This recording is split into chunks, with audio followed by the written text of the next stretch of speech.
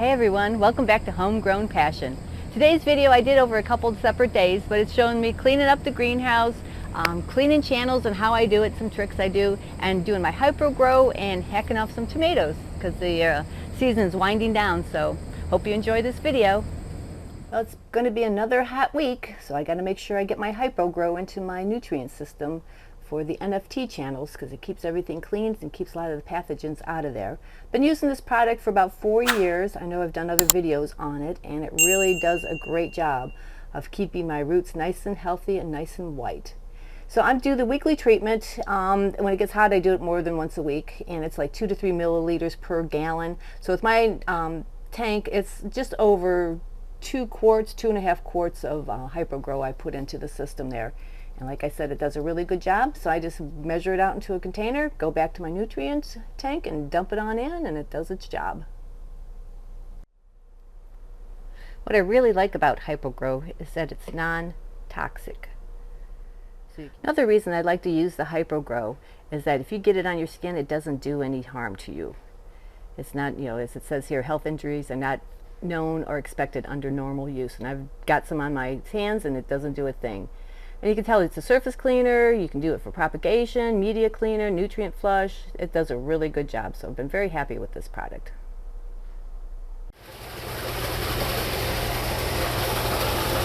So I'm going to pour this into the nutrient tank.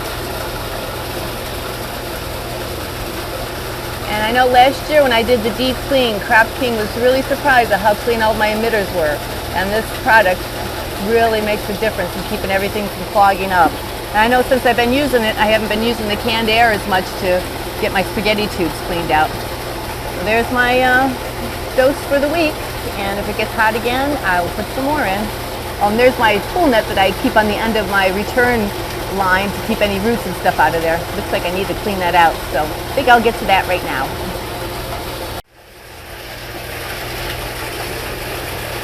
So here's my pool net. I took off my return pipe, and look, there's some roots in there. I didn't even know they were in the bottom there. So it's doing its job, keeping the roots out of the tank and keeping them from getting to the intake valve for the pump. So I'll go clean this out and reinstall it.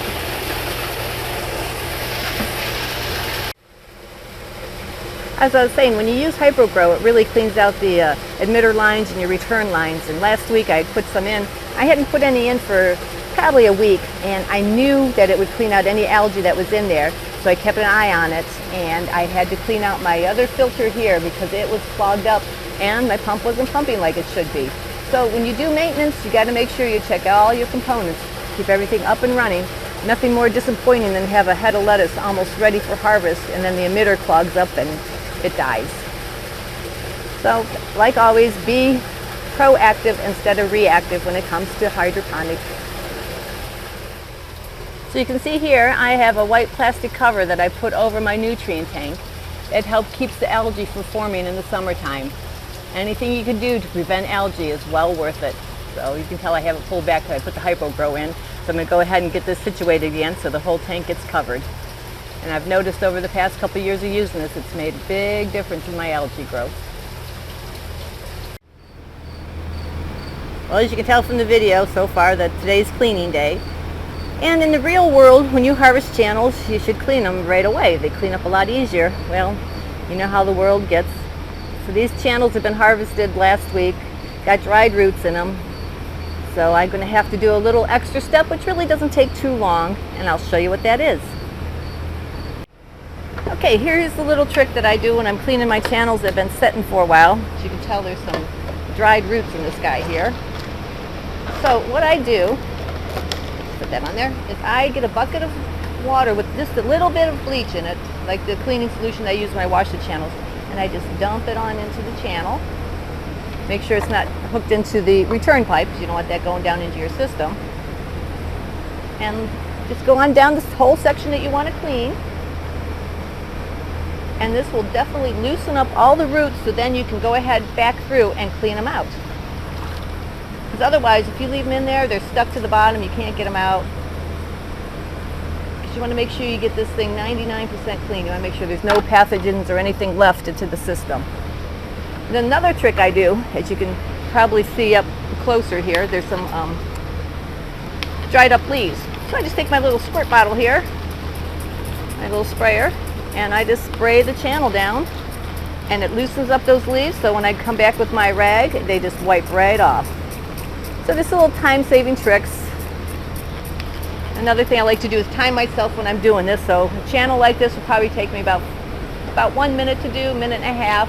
If it was done right when you clean them, or right when you harvest them, it would probably take you like 30-40 seconds. So it does take a little bit longer, but you know, life goes on. So here you can see we have some dried on roots, and since I put the water into the channel and let it soak, these roots come right up. So much easier to clean than trying to scrape them off the channel. I just kind of go by and just kind of pick up all this stuff, put it in the garbage, and then you can wipe the channel nice and clean.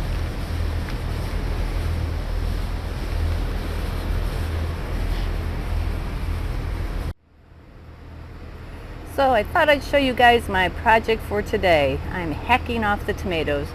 As you can see, they are totally out of control. Suckers everywhere, haven't been leaned and lowered, nothing. That usually happens this time of year because I don't sell a lot of tomatoes at the farm market, and with my CSA program they're getting tomatoes from the field. So my plants are at the end of their lives, so we just kind of let them limp along. And so today I am going to hack off the tops and hack off all these suckers. That's my new term for today, hack everything off, and get the plants a little bit cleaned up so I can get a couple more weeks of the tomatoes, because you can see there's some really nice ones still here. Get a couple more weeks off of them so I can sell, you know, a few, because they are a really good slicer tomato, and I do have quite a few of my farm market customers that expect me to have them, so I do want to be able to provide that for them. So I'm just going a little crazy here. I'll have to get up on the ladder to get those guys down. But I'm starting low since I'm short, to make it easier. You know, it's always fun cutting all the suckers off and getting everything cleaned up, but then you have to deal with the mess. So here's my mess I have to haul out. Too bad the grandsons aren't here with me, because they're usually my door boys for me. Open and close the door so I can get in and out of the greenhouse. But I'll get this all cleaned up and get the tomatoes back in shape. And I had a couple fall there, but like I said, just keep these guys limping along for the farm market for a few more weeks. But this is what happened with tomatoes. I mean, they're a really good money maker, a fun product to grow, but they do take a little bit of work, and if you don't do something for a little while, they just kind of go crazy. And another thing, this nutrient formula I have, oh my gosh, I've had the best tomatoes, nice and shiny. They're not getting dull like they used to, and they're still growing. You know, they get the red fruit all the way through, since I do leave them on the vine till they get ripe. So that's my project for the day. Wish me luck.